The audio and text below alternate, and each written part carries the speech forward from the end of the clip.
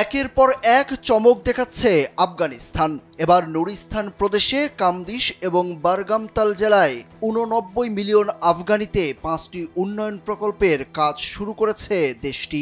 নুরিস্তান গ্রামীণ পুনর্বাসন ও উন্নয়ন বিভাগের বরাত দিয়ে আফগান ভয়েস এজেন্সি জানিয়েছে, প্রকল্পগুলোর মধ্যে সেচ, রাস্তা এবং সেতু নির্মাণ অন্তর্ভুক্ত রয়েছে।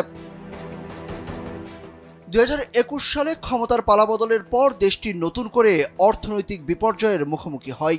ওই সময় জিডিপি ২০.৭% সংকুচিত হয়, যা ২০২২ সালের প্রথম দিকে আরও ৬.২% পৌঁছায়। ওয়ালটন এখন দেশের সীমানা পেরিয়ে পৌঁছে গিয়েছে ৫০টিরও বেশি দেশে।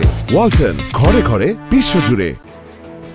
দেশটির মুদ্রাস্ফীতি ২০২২ সালের জুনে যেখানে ১৮.৩% ছিল, তা নভেম্বরে নেমে আসে ৯.১%।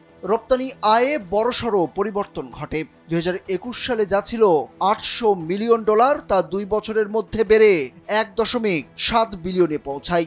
একই সময়ে রাজস্ব আদায়ও উল্লেখযোগ্যভাবে বৃদ্ধি পায়। দেশটির বর্তমান সরকার মাদক চাষ বন্ধ করে কৃষিকে অগ্রাধিকার দেয়। আফিম চাষ ৯৫% কমিয়ে এর পরিবর্তে জাফরান ও গম চাষে মনোযোগ দেয়।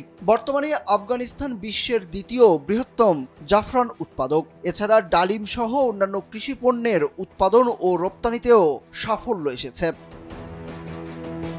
স্থানীয় মুদ্রার উপর জোর দিয়ে ডলার ও পাকিস্তানি রুপির ব্যবহার বন্ধ করা হয়েছে। পাশাপাশি অর্থ পাচার রোধে কঠোর পদক্ষেপ গ্রহণ করা হয়েছে। আফগানিস্তানের মুদ্রা আফগানি বর্তমানে বিশ্বের অন্যতম স্থিতিশীল মুদ্রাগুলোর মধ্যে একটি। লিথিয়াম সহ অন্যান্য প্রাকৃতিক সম্পদকে কাজে লাগাতে সরকার চীনের সাথে একাধিক প্রকল্প হাতে নিয়েছে। চীনের ২০টিরও বেশি কোম্পানি আফগানিস্তানের খনি খাতে কাজ করছে। এছাড়া কৃষি উন্নয়নে সেচ প্রকল্প বাস্তবায়নে দেশটির প্রশাসন জোর দিয়েছে, যার ফলে লাখ লাখ হেক্টর জমি উৎপাদনক্ষম হয়ে উঠেছে। বিশ্বব্যাংকের পূর্বাভাস অনুযায়ী ২০২৩ সালে সংকোচনের ধারা থেকে বেরিয়ে আসা আফগান অর্থনীতি ২০২৫ সালে ২-৩% প্রবৃদ্ধি অর্জন করতে পারবে। আন্তর্জাতিক সহায়তা ও বেসরকারি খাতের অংশগ্রহণ বাড়ানোর মাধ্যমে দীর্ঘমেয়াদী অর্থনৈতিক উন্নয়ন সম্ভব হবে বলে ধারণা করছেন বিশ্লেষকরা।